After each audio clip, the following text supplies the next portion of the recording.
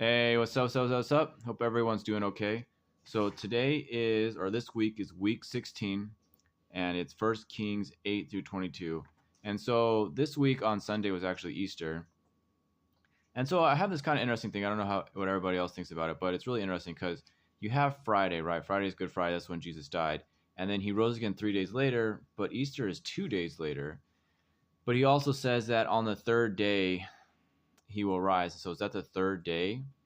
And so I'm not exactly sure if this is like a correct interpretation of what happened because you would think that it would be 3 days later, and so Sunday is not 3 days later from Friday.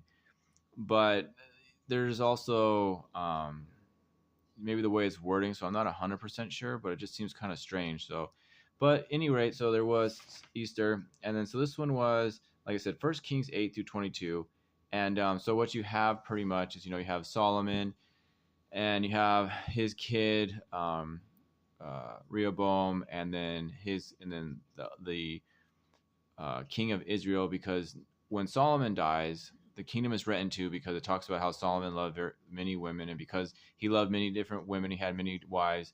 That his wives led him astray, and they led him to worship other gods, and so the kingdom is rent in two because of this. But David will always have, or is supposed to always have, pretty much a place.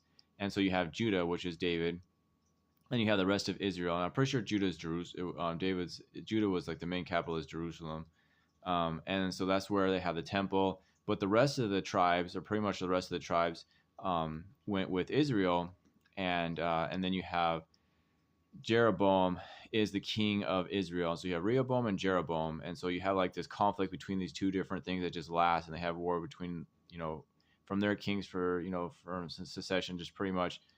I don't know if I don't know till Israel was um, until all of Israel was broken. I guess I don't really trust too much of academia's history, but in the Bible you just have this constant conflict between Israel and Judah, and Samaria is like the capital of Israel, and then Jerusalem seems to be the capital of Judah, and there's the last tribe that stays with King David. So you have this conflict that kind of arises, and so I have on Monday my main theme was, because remember what you have is what I'm doing is that so you read these verses, and it's about 14 pages from my Bible, but I break this up into 50 different weeks, and what happens is what you do is you have five main themes per 5 different days, and so each day has a different theme within those chapters or that time frame, which First Kings 8 through 22. And so on Monday I have kingdom of Israel rent in two. So that's the main theme that I have on Monday that I talked about that happened during these 14 pages or these verses that's read. And so that's what you had, Jeroboam and Rehoboam. And so that's what I thought about on Monday. So I kind of reflected on when I had time, or if I didn't have anything else to think about, or if my mind started wandering into places it shouldn't be going. It's like a backup that I have. I feel like a lot of times the world or evil around you controls what's happening unless you can kind of center it back to God and try to relate it back to God. And this is one way of doing that, and kind of resetting and going from there. And so maybe that you just constantly don't, if you just reset, then that's where you're resetting, and then everything kind of springs from that. And so you have like a place where you can just, okay, well, things aren't, my mind or everything that's happening around me isn't where I want it to be. It's not springing off the right thing. And so you reset it, and you can reset it by talking about these different themes or thinking about these different themes that I have. And so Kingdom of Israel ran into, so it's a pretty big deal, obviously. And the kingdom is pretty much ran into, I think, till just, I don't know if it ever comes back together. And this is after Solomon. And so, you have Solomon in all his glory. He did super great. He did all these things. He built a temple. He was super wise, and all these things happen. And of course, the old stories comes true. And I think that's for every man. A lot of times it's a real possibility. And so something that man has to watch out for is being led astray by women. And many women can do that too. I think he had like 700 wives and 300 concubines. So he was with about 1,000 different women. And so this also became a huge issue, a huge problem, as we can see. And then so Tuesday, so Kingdom of Israel went into, but then Tuesday I had Jeroboam and Rehoboam, and I thought about those two. And so I guess like why is the kingdom ran into, I think it was a kind of good thing on Monday where I thought about, why this happens, especially so after David. And it always talks about too, when it's talking about the David's sons or his heir, if they followed in the way that David followed God and had the heart that David had, the heart, and did exactly what God wanted him to do pretty much his whole life. It seemed to be, at least, except for obviously with the case with Elijah, but it's just so fast. The kingdom just gets rent into so quick. after all that happened with David, he just did everything. I think it's like I said before, or I thought before that, it just shows that even if Israel, if they have everything and they're the main power and they have everything they could ever imagine, they still fall back to these or go back to these old ways of falling away from God. And so I think God tried a lot, and he tried a lot with him, but just, things kind of just messed up. And so then on Wednesday, I have Elijah, and Elijah is one of my favorite in the Bible out of all the characters. I think it just, for me, for whatever reason, um, I relate a lot to him. I really like the crows and the ravens, because the crows and the ravens, or I think it's just, they just said that, I'm not sure if it's crows or the ravens. I forget what it says in the Bible, but they fed Elijah when he, after he fled, when they had the, the drought on the land. And so he fled. There was a brook there, and he drank the water, and then the crows fed him flesh and meat during the day, or he brought him food in the morning. And so the crows actually fed Elijah, and God told the crows to. So it's really interesting dynamic. There's not many other animals in the Bible. If any other animals, where God tells them to do something and they do it. So God commanded the crows, or the ravens, I think it was the crows, and they did what God told them to and brought Elijah food. So you definitely have this interaction between man and crow, or man and raven, that is unique to no any other animal. At least it seems to be. And so I really like the ravens. I really like the crow. They're my favorite animals. They're my favorite birds. And I just feel like in my life, they've helped me out a lot. And I feel like when they're around me, or when I see them, I feel like it's a way of God, like reassuring me that everything's going to be okay, and reassuring me of his power too, because a raven and a crow have just amazing power. And I think that a lot of times what happens is, evil tries to take the cool things, the good things of God, or the neat things of God, and then try to make it its own. So, and it makes it evil. So that way those people of God can't have those things, or they can't be a part of those things. And so, like Nordic mythology, or there, a lot of the crows is like associated with Nordic mythology. Like they try to take that, or evil tries to take the craven or the raven and the crow, and they try to make it something that it's not. So that way, one, that people that are of God and can't utilize the gifts and the tools that God's given them, and also that when people of God do things, other people, either people of God, or people that are jealous or whatever, they have a tool that they can use against them and make it seem like they're evil, because they're doing something that they think is bad, because they watched a movie, or evil has taken this, has made it, as try to make it its own, and so it has an association with evil. And it's because evil takes something that's cool, or something that's neat, or something that's powerful, and tries to make it its own, doesn't mean that it is evil. Just because evil tries to portray it as its own, which it's not. It's a lot of times it's God. And so, obviously the most powerful things, and the good things, and the things that are the coolest things, the neatest things, and the things that are the most attractive is fought over. And so of course evil would try to take that and to make it its own. And so I really like the ravens. I really like the crow. I like Elijah.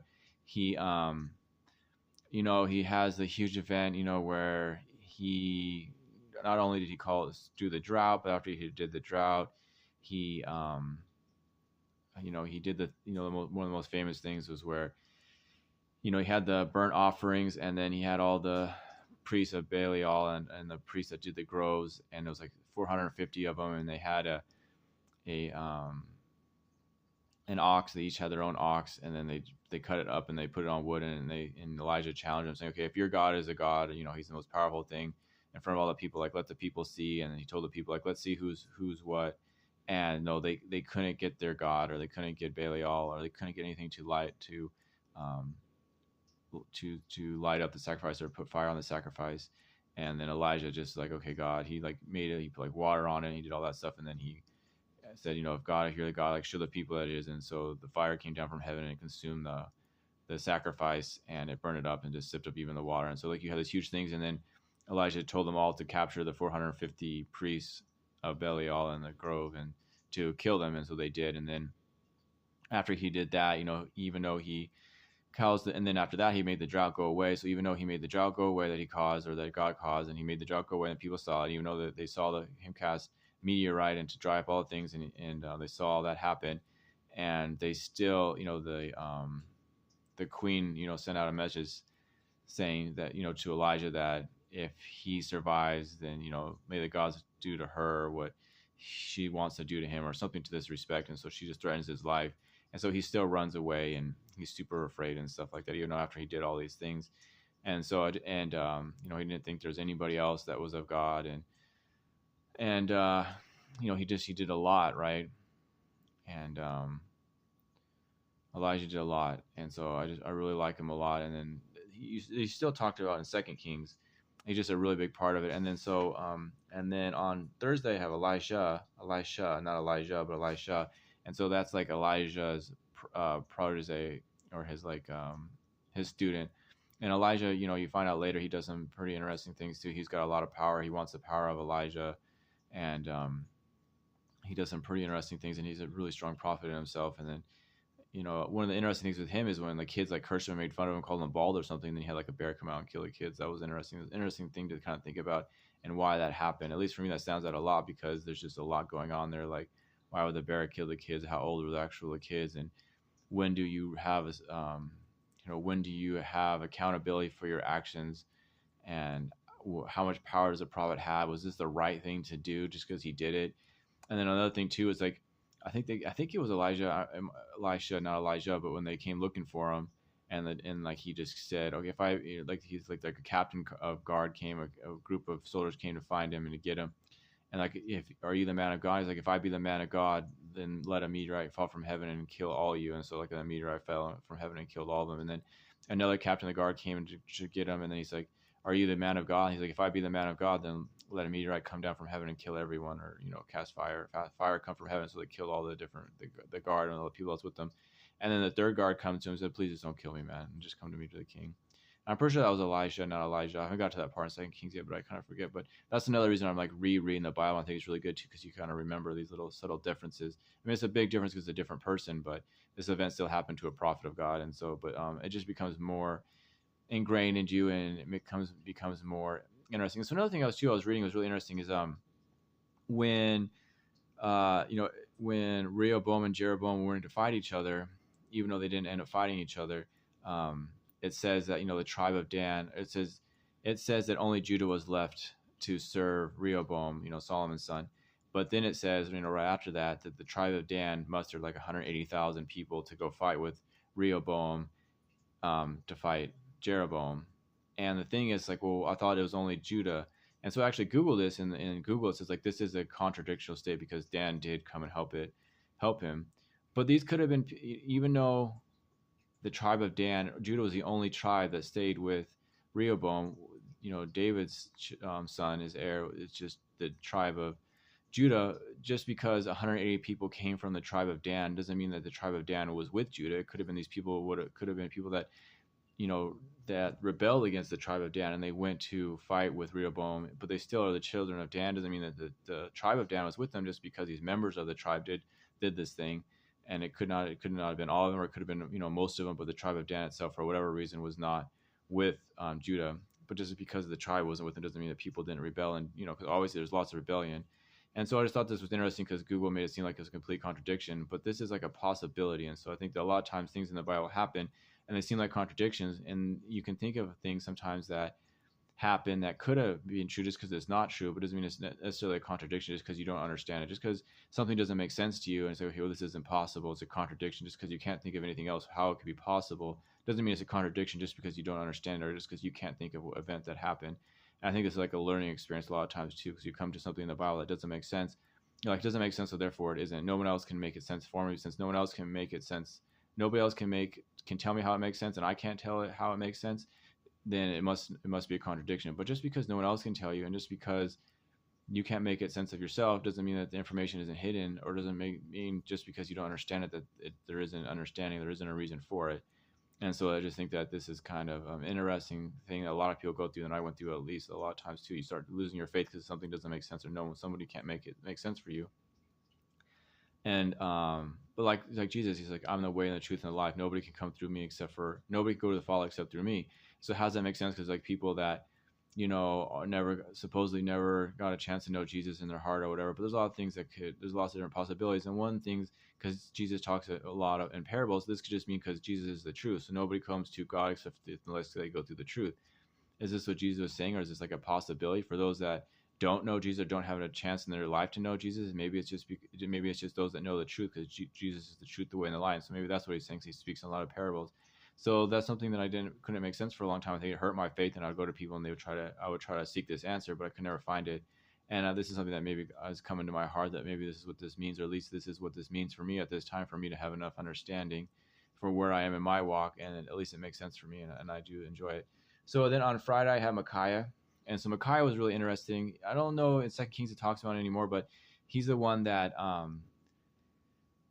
the king of Israel. So it's, I think it's, I forget his name, but it's the king of Israel, and they're going to go to war with somebody. I think that Judah came up to help him. The king of Judah came up to help him. I forget who it was, but maybe it wasn't the king of Judah, but somebody came to help the king, and they're talking, and he's like, okay, is there a prophet here that could tell us about what's happening? He's like, there's a prophet Micaiah, but he doesn't like me. He always prophesies bad about me, and so they call Micaiah, and um, Micaiah at first it seems like he said, I will only do what God tells me to do. But then when they first asked him, he seemed to like not do that, maybe because he's afraid of him. But then he eventually, and then the king's like, I adjure you to tell me the truth. This is the way that the priests also adjure Christ to tell him the truth. And so when they adjured him by God to tell the truth, then he told the truth. And he said, like, I saw an event or saw a vision where God was in heaven, and there's a spirit that came to him and said that he was going to have a lying, or that he'd be a lying spirit into one of the other prophets, and to persuade the king to go to his death. And because Micaiah was saying that if you go, you're gonna die. And so this is a really interesting event because it has like a vision of a lying spirit coming to God and talking to God. And to do this, like, this is just a lot to unpack, and this video is already getting pretty long, but there's just a lot that happens with this event with Micaiah. And then the king was like, go, I'm going to send you back to the place and where you'll be, fed with the bread of affliction and the water of affliction. And so there's in this, like, maybe half a page or a page in the Bible, and maybe like a couple of minute reading, there's a lot that happens with Micaiah. And I'm not quite sure if Second Kings going to me anymore, but this is a huge event, and he has this vision of God. And this event that happens, a lying spirit comes to him and then persuades the other priests, and the other priests are the other prophets. And it just shows that, like, there's bad prophets and there's good prophets, and there's just a lot to unpack in that. But this is getting kind of long. So those are the things that I have for the week. But I am learning a lot, I feel like, and I'm like refreshing my mind and trying to reiterate or try to relearn different things, and to try to make things make sense, and to build my knowledge. And the thing is, I feel like a lot of things that were taught about the Bible and in church, or just in other areas, pop culture or academia, and just any, or with our, the word of tongue, or for our families and our friends, it's just not true. So I have to go through the Bible myself and kind of unlearn what I've already learned, and to learn it all myself, and to do this. And so I'm trying to like learn everything from what the Bible says, the King James version of the Bible, and not from other versions, and not from what other people told me, not what I've learned before, and actually like learn the information firsthand. And so it's becoming an interesting journey. And so, like, it just takes, I like reading it from front to back, because I feel like it's meant to be read that way. And I think that's why things kind of jump around sometimes, because some things aren't meant to happen linearly. You're not supposed to understand some things linearly, but you're supposed to understand things the way the Bible presents them in front of you from the beginning to the end. And so that's what I've been doing. This is, like, I think, my third time going through in the last few years. And it's just a lot in there, and it's a lot to learn, and it's a lot to remember. And you plant seeds the first time through, and the second time you learn more, and the third time I'm learning more. And so I'm just really enjoying it. And I think listening to the whole thing, I listened to the whole thing, I think, all the way through twice. I think it's my third time reading it all the way through, or something like that. I think I've listened to it twice. It's my third time reading it all the way through in the last like 5 years or so. And so it's just very interesting. I'm learning a lot, and I like this way that it's doing it. But at any rate, this is getting really long, like I said, and I hope everyone's doing okay, and God bless, and happy truth seeking.